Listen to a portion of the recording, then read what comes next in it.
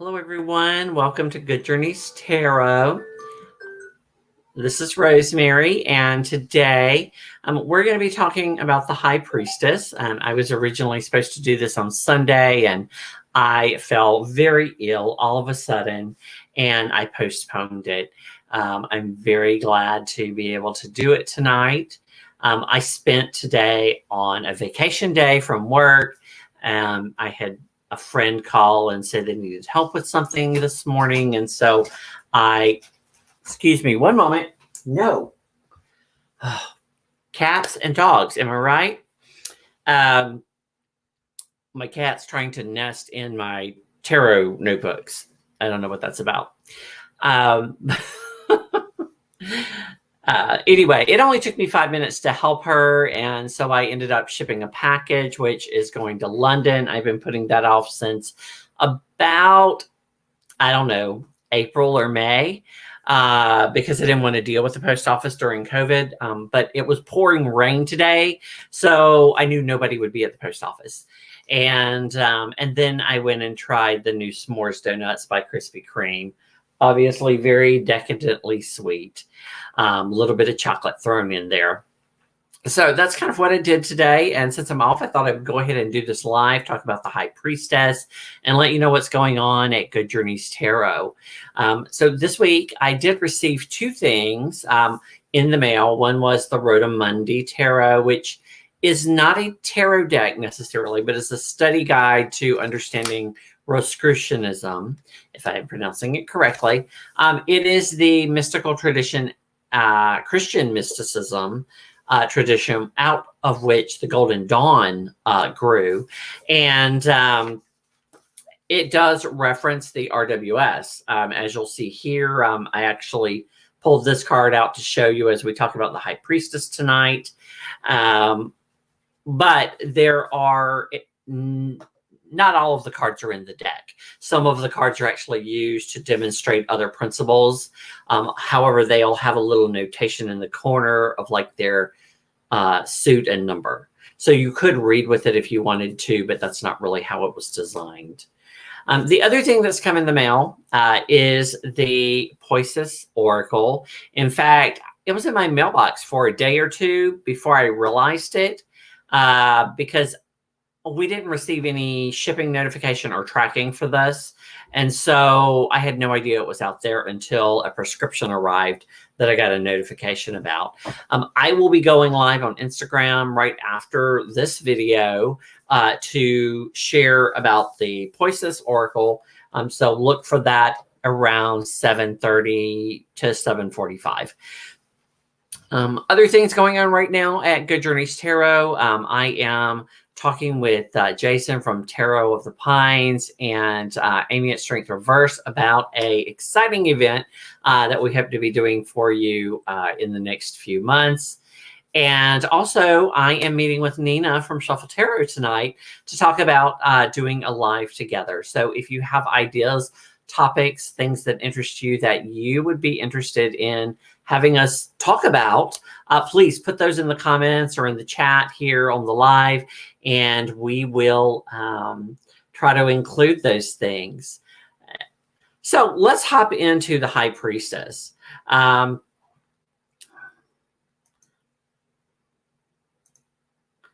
It's just going to take me a moment because I realized because I don't pay for the fancy subscription, I can only do one thing at a time on StreamYard. So this is the card we're going to be talking about. This is actually my version of the card, the High Priestess. And the High Priestess falls under that area of the Tree of Life, which is what we call the abyss. So right here, it's also known as Da'ath, or the abyss, where knowledge lies. It's basically the desert between the upper realm and the lower realms on the Tree of Life. She is that which connects that above to that below. And that's something that is demonstrated in the Rodamundi on this card, which I showed you earlier. And you'll see there where she lies on the tree of life. And it actually gives a description of her place on the tree of life, as well as the Hebrew letter, which is the letter for camel. Basically because she does live in the desert between the upper and lower realms, right?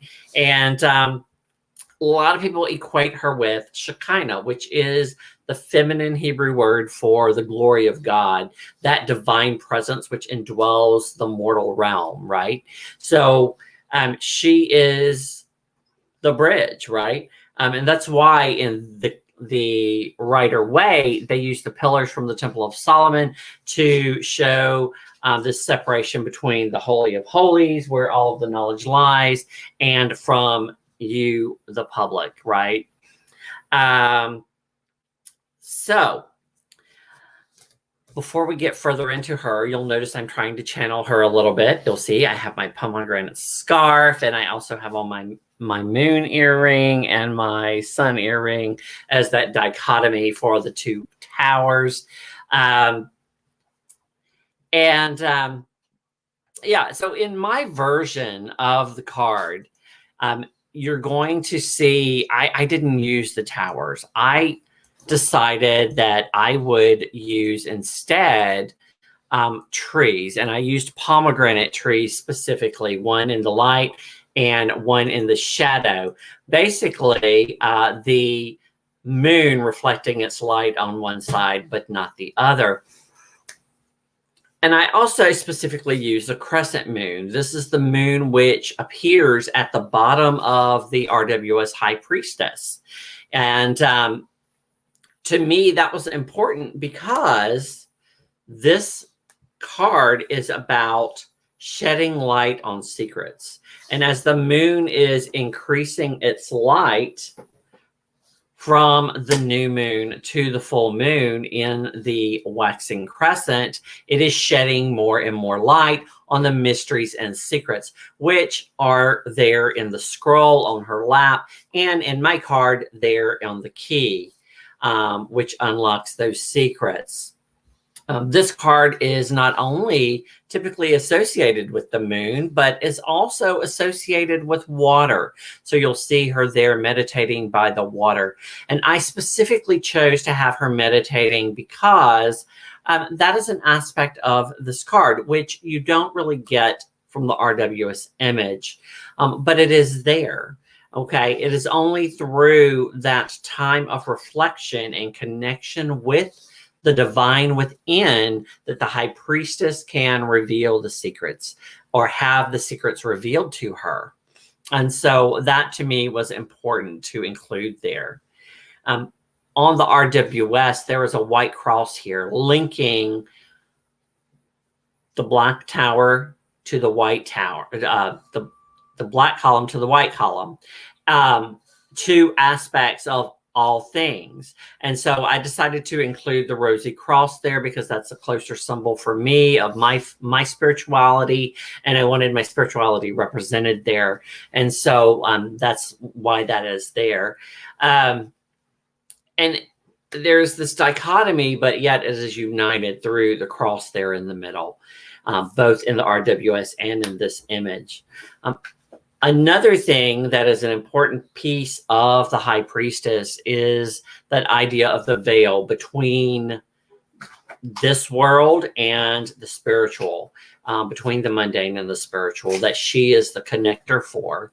And in the RWS, that veil is, of course, a pomegranate tapestry. There are also palms in it, but the interesting thing is that no book gives relevance to the palms when I've done my reading. They only talk about the pomegranate and how the pomegranate is connected with divinity in various forms through various religions, and also with the feminine, specifically with Persephone, and it was used throughout the Temple of Solomon, and that type of thing.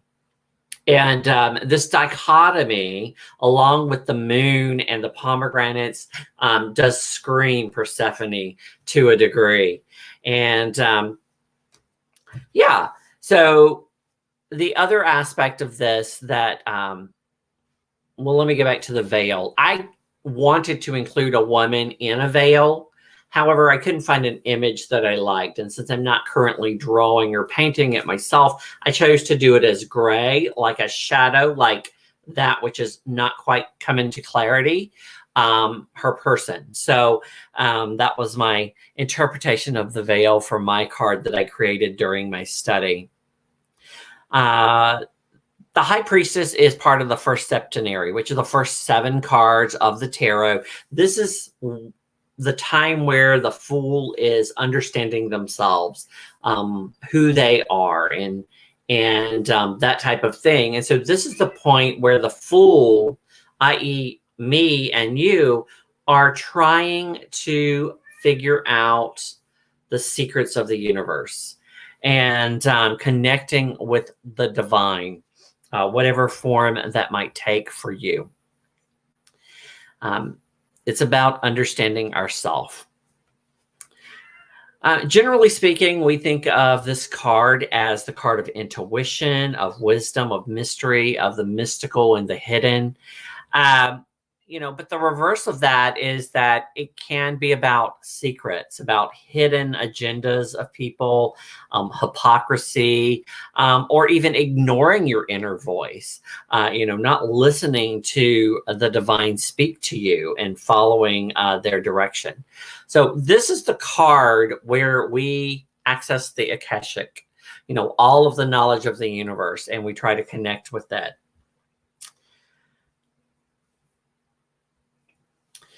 This card is also associated with the yin, which is the receptive or introspective or passive aspect of the yin and the yang, which are both represented there in the black and the white tower. The High Priestess is she who knows. And it's important to realize that everything that is in us is a reflection of that which is also above. We need to feel our truth, hence the meditation aspect. These are the things that the High Priestess is trying to tell us. And this is why she's also associated with the third eye, because this is the card of intuition. I'd like to take a moment to show you some of my favorite cards and talk a little bit about them now that we've looked at the one I created last week. And you may have seen these on Instagram. Some of them are very simple, like this one from the Illuminated Tarot. It is actually simply that dichotomy represented with the woman and the moon. And if you are not familiar, this deck has 52 cards, and it does incorporate the major arcana within the minors. So in this case, they have associated the High Priestess with the 2 of Pentacles, which is that card about choices, about decisions, as you'll see there with this little symbol right here.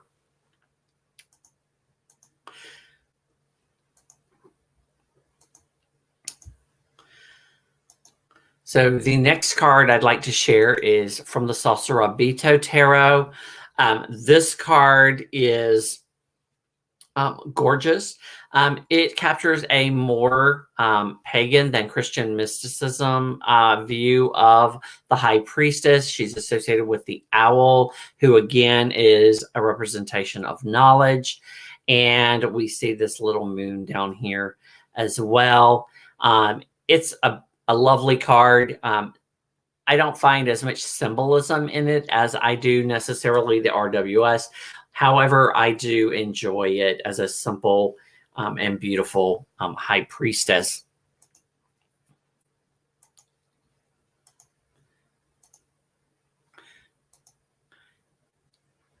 And next, we're going to be looking at the Fayador Pavlov card. Here she is seated, surrounded with smoke, probably incense. In the temple, there is the pomegranate in homage to that aspect of the card, as well as you've got a moon here. And her veil actually reveals the universe behind her in the stars. And I think that's a lovely presentation. There's not quite the dichotomy of the that we get with the black and white pillars here, but a beautiful interpretation of revealing the unknown or the secrets.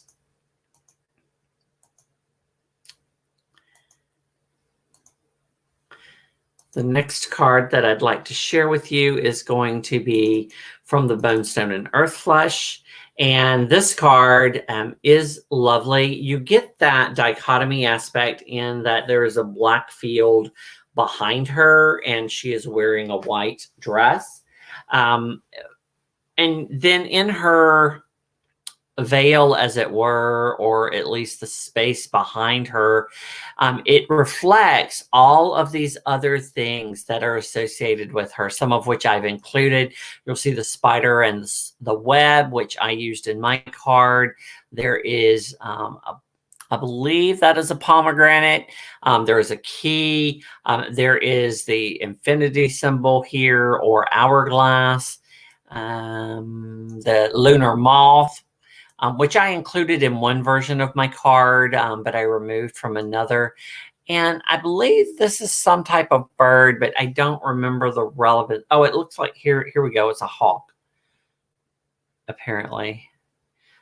I'd have to go back and read about the bird. I tend to capture the key, the spider, and the moon here when I'm looking at this card, as well as the dichotomy created by the High Priestess and this field of black behind her. It's a gorgeous card. Let me pull up the next one.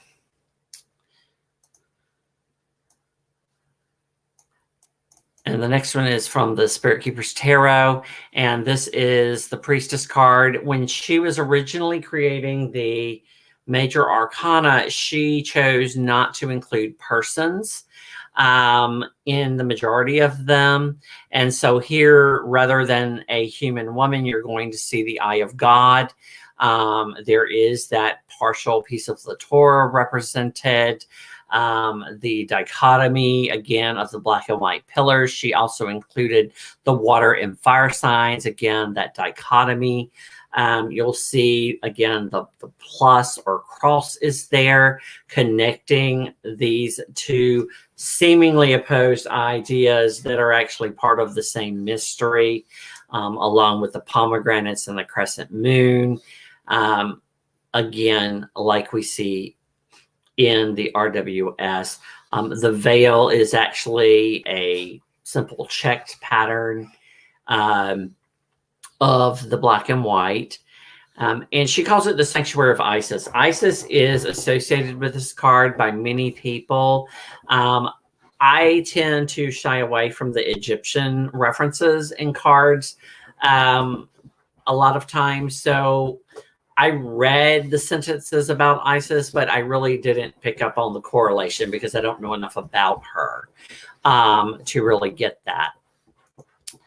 I'm just going to take a quick look, see if I have any other cards I wanted to share. I had planned to share them all in sequence real quick, but the way the system is set up, I can only share one at a time and I have to go and select it manually. There are three more in here. One is the High Priestess from the Thoth-based deck, Urban Tarot. And I'm sure that this reminds you of many people who read the tarot and work with all things spiritual. There she is relaxing in the bath.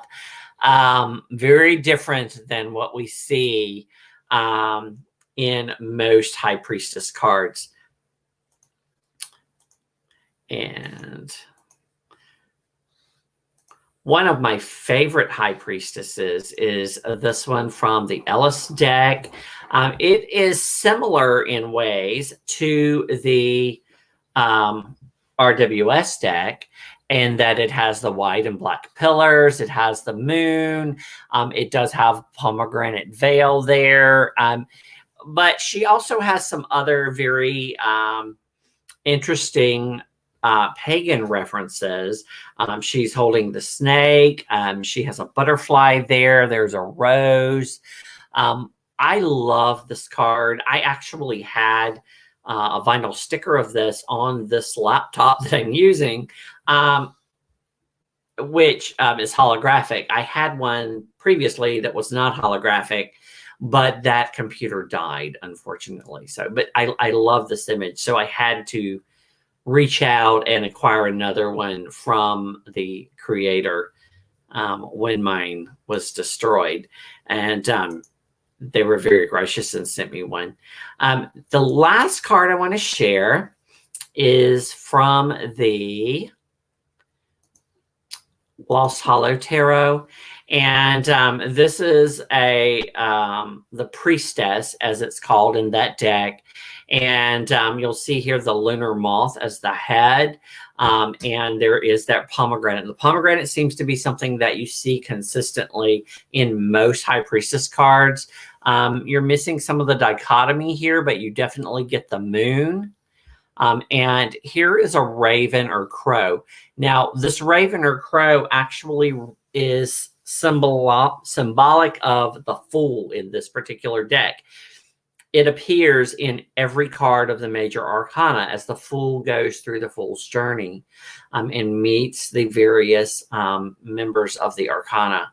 And so lovely depiction. This is a deck that I do enjoy working with as much for the quality of the deck as anything. This is probably the best cardstock I've ever worked with. It's a wonderful linen cardstock.